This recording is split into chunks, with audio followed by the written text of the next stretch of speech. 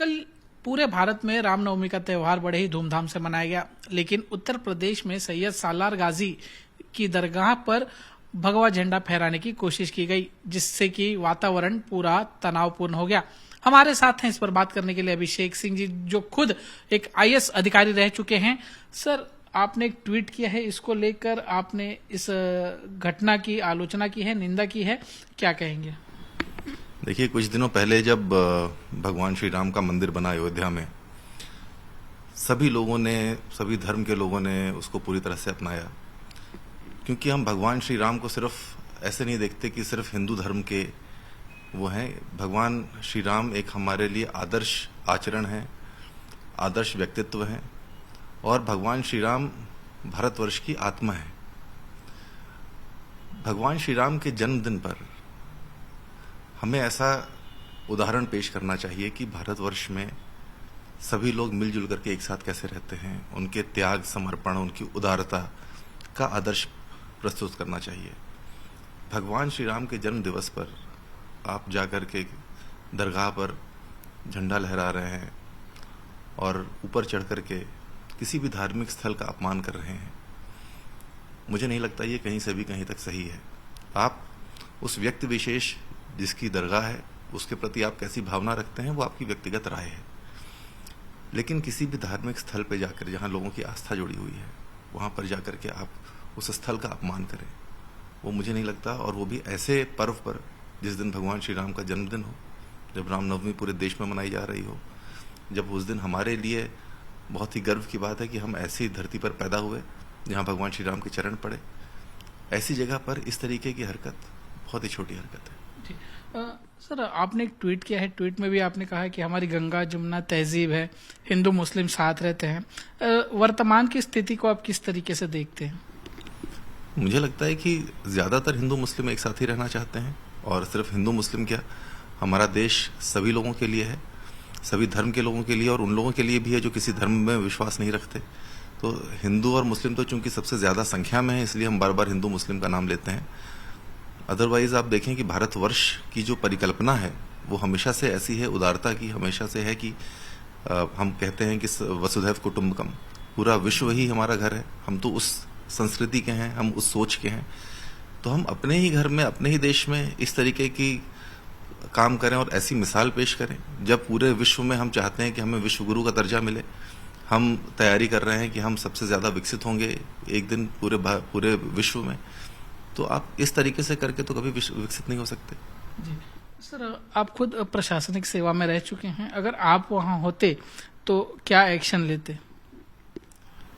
अगर मैं होता तो शायद ऐसी घटना ही ना होती, और लेकिन मैं किसी एक व्यक्ति के ऊपर ऐसा नहीं कहूंगा कि मैं होता या नहीं होता। ये किसी एक आदमी के कंट्रोल करने की बात नहीं है, और हो सकता है कि भाई अगर ये ऐसी घटना हुई है तो ये कोई एक आदमी की जिम्मेदारी नहीं बन सकती। एक घर में कई लोग रहते हैं, सपोज मेरे फादर हैं, हम लोग 5-6 भाई बहन हैं, सब लोग रह रहे हैं, कौन सा बच्चा क्या कर जाए कब, तो ये तो किसी के बस में नहीं है। लेकिन जब वो कर जाए उसके बाद दंड देना आवश्यक है, और ये जरूर है कि इस तरीके की हरकतें भविष्य में ना हो। सर, अखिलेश यादव जी ने कहा है कि जिन्होंने ये हरकत की, ये कृत्य किया, वो योगी आदित्यनाथ जी के करीबी हैं, इसके लिए उन पर कोई कार्रवाई नहीं हो रही है। देखिए, कुछ दिन पहले उत्तर प्रदेश पुलिस ने एक ऑर्डर निकाला था जिसमें उन्होंने कहा था कि मुसलमान जो नमाज अदा कर रहे हैं वो सड़क पर नहीं आएंगे, और मैंने पूरी तरह से ट्वीट किया था और मैंने कहा था कि ये मैं पूरी तरह से इस ऑर्डर का वेलकम करता हूं, और मैं चाहता हूं कि बाकी भी प्रदेश सरकारें इस तरीके का ऑर्डर निकालें, क्योंकि सड़कें धर्म का प्रदर्शन करने के लिए नहीं बनी। उस दिन कई लोगों ने, जो बहुत कट्टर हिंदूवादी, उन लोगों ने मुझे बड़ा समर्थन किया। उन्होंने कहा कि आपने बहुत अच्छी बात कही है। कई मुसलमान मेरे से नाराज हो गए, उन्होंने कहा कि आपने बड़ी खराब बात कही है, आपने ऐसे कैसे कह दिया। अब जब मैंने ये बात कही है तो कई कट्टर हिंदूवादी मेरे से नाराज हो गए, आपने ऐसे कैसे बोल दिया। कई मुसलमान मेरे से खुश हो गए। तो मैं जो भी बात कह रहा हूं, मैं किसी एक समुदाय के हिसाब से नहीं कह रहा हूं, जो मुझे सही लग रही है वो मैं कह रहा हूं। हो सकता है कोई एक व्यक्ति भी मेरे से इत्तेफाक न रखे, ये भी हो सकता है कि शायद किसी को भी ऐसा लगे कि भाई ये जो बात कह रहे हैं पूरी तरह से गलत है, बट जो मुझे सही लग रहा है वो मैं बोल रहा हूँ। वो कितने लोगों को सही लग रहा है, कितने लोगों को सही नहीं लग रहा है, उससे मुझे फर्क नहीं पड़ता। एक सवाल जो आपसे काफी परिचित है फिलहाल, तो जौनपुर से चुनाव लड़ने की योजना है आपकी? देखिए, चुनाव लड़ना एक बहुत ही बड़ी जिम्मेदारी का काम होता है और चुनावी पद संभालना उससे भी बड़ी जिम्मेदारी का काम होता है। जब मुझे ऐसा लगेगा कि मैं उतनी जिम्मेदारी निभाने के लायक हूं, तभी मैं उस फील्ड में आगे वेंचर करूंगा। जैसे आईएएस की तैयारी होती है और जब तक आप पूरी तरह से तैयार नहीं होते तब तक परीक्षा में नहीं बैठना चाहिए। तो कोई भी काम करने से पहले पूरी तैयारी उसकी कर लेनी चाहिए, उसके बाद ही अगला कदम उठाना चाहिए। जी। अगर आप चुनाव लड़ने की योजना बनाते हैं तो कौन सी पार्टी से चुनाव लड़ेंगे, किसको आप किसकी ओर से आप लड़ना पसंद करेंगे?